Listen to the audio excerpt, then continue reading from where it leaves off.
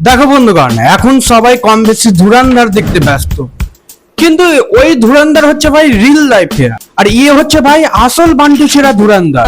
আর সবকিছুর মাঝে আবার টুম্পা বৌদিও কিন্তু কম না। বিয়ের আগে হ্যাঁ একজন প্রডিউসারের সাথে আমার সম্পর্ক ছিল। তার না 4টে বিয়ে করা অপরাধ, না 10টা মানুষের সাথে লিভ ইন করাটা অপরাধ।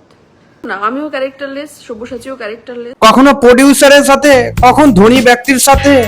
শালা ইয়ে মেয়ে না শালা ড্যাশ গাছের ড্যাশ রে ভাই। তো বন্ধুগণ, আজকের আমাদের টপিক হচ্ছে চক্রবর্তী পরিবার। তো জয় গ্রুপ, ইয়ো হোয়াটসঅ্যাপ বন্ধুগণ, কি খবর সবর?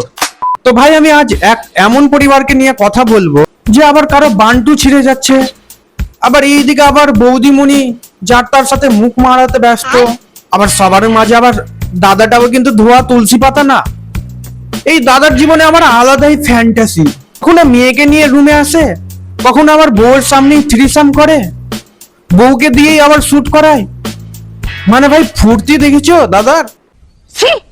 শালা পরিবার না পর্ন হাবের মালিক মালকিন কিছুই বুঝতে পারবে না ভাই। ঠিক বলেছো ভাই গল্পের মেন হিরো হলো আমাদের এই হাফ লেডিস মার্কা মাগা ছিল। আর এদের সাহেব চক্রবর্তী বলেন, যখন আমার সাথে পরিচয় হয় কোন ছেলের সাথে সম্পর্ক ছিল তার, এবং তার সাথে গিয়ে যায় এবং রুবি হসপিটালে সে ভর্তি হয়, একটু খোঁজ নিয়ে দেখুন। ভাই এসব কি শুনছে ভাই? মালের নাকি বান্টুও ছিঁড়ে গেছে, ভাবা যায়? মানুষ প্রেমে পড়লে শুনেছি পাগল হয়, কিন্তু সেক্সে আবার পাগল হয়ে বান্টুও ছিঁড়ে যাচ্ছে। এটা হাস্যকর। আসলে বন্ধুগণ, মাল নিয়ে হতে চেয়েছিল, ভুল করে ছেলে হয়ে গিয়েছে, তো ফ্লেক্সিবল হয় নাকি অতটা, তাই ছিঁড়ে গিয়েছে আর কি। আবে সালে দেখো ভাই, জীবনে যা কিছুই করুক না কেন, এই মাল সবকিছুই সোশ্যাল মিডিয়ায় শেয়ার করে, বাট ভাই এই বান্টু ছিঁড়ার কেসটা কেন শেয়ার করে বুঝতে পারছি না ভাই। যখন নায়ককে যখন দেখলে, তো এবার আসি একটু টুম্পা বৌদির কাছে, ও সরি আমাদের সুস্মিতা বৌদির কাছে। এ মহিলা ভাই এত ভালো মনের মানুষ, মানে ভাই কি বলবো, যতই বলবো ততই কম। বৌদি এত ভালো মনের মানুষ যে যাকে মন তাকেই দিয়ে দেয়, মানে ওই যার সাথে মন যায় তার সাথেই সম্পর্কে লিপ্ত হয়ে যায়। ঠিক বলেছো তিনি ধনী ব্যক্তি ছিলেন। আমাকে সব্যসাচী বলতো যে ওর সাথে সম্পর্কে যা, তার থেকে এই জিনিসগুলো আমাকে আদায় করে দিই, মানে বউকে বেচা আর কি। হ্যাঁ একজন প্রডিউসারের সাথে আমার সম্পর্ক ছিল। তার না বলি গো দিদি, এতজনের সাথে যে সম্পর্ক যে ছিলে, ওটা মন না তোমার ইন্ডিয়া গেট গো, যে এতজনকে একসাথে রাখছো। 4টে বিয়ে করা অপরাধ, না 10টা মানুষের সাথে লিভ ইন করাটা অপরাধ। কথাবার্তা দিদি তোমার যা বিয়ে, তুমি তো আমাদের সবার প্রিয় নায়িকা শ্রাবন্তীকেও হার মানিয়ে দেবে গো। ঠিক বলেছো আমি করে দেখিয়েছি যে চক্রবর্তী ফ্যামিলির বাইরে গিয়েও আমি করতে পারি, কারণ আমার মধ্যে সেই ট্যালেন্টটা আছে।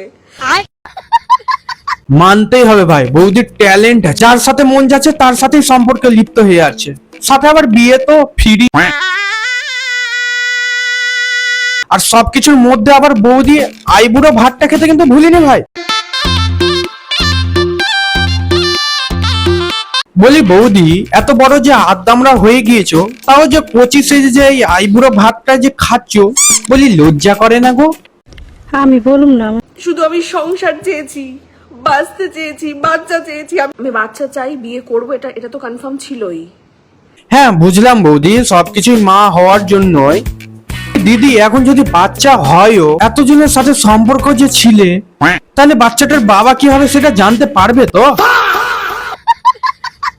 এবার আসি ভাই একটু দাদার কাছে। দাদা প্রফেশনে বলতে গেলে নিউজ রিপোর্টার, বাট ভাই দাদা এত ভালো মনের মানুষ, মানে এই পরিবারের সবাই খুব ভালো মনের মানুষ। এই দাদার জীবনে ভাই অনেক ফ্যান্টাসি, বাইরে থেকে মেয়ে এনেও বউয়ের সাথে থ্রিসাম করতো, ভাবা যায়? ব্ল্যাকমেল করা হয়েছে এবং বলা হয়েছে যে আজ ওই মেয়েটাকে নিয়ে আয় আমার বিছানায় শোয়া, তাহলেই আমাদের সম্পর্কটা ঠিক থাকবে।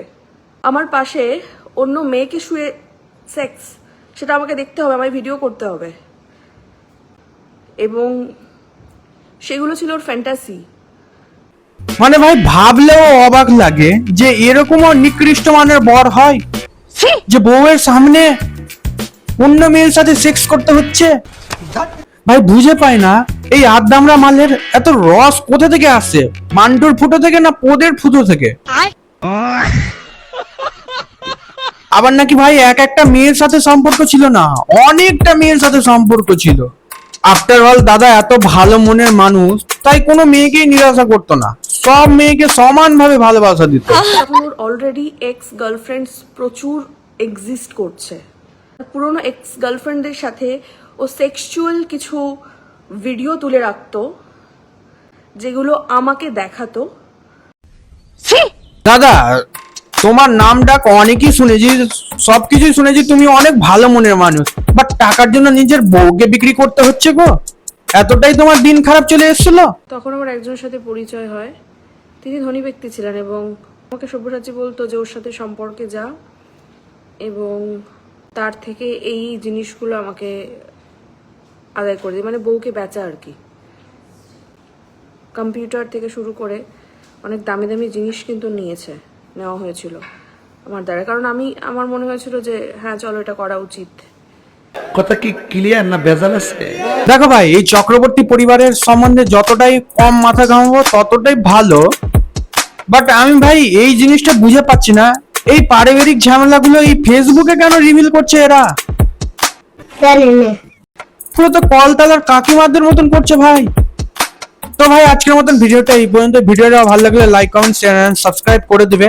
আর ভিডিওর লাস্টে একটাই কথা বলবো, টুম্পা বৌদি তোমার নতুন বিয়ের অনেক শুভেচ্ছা। এই বিয়েটা কমসে কম ভালো করে কাটুক, এটাই কামনা করব।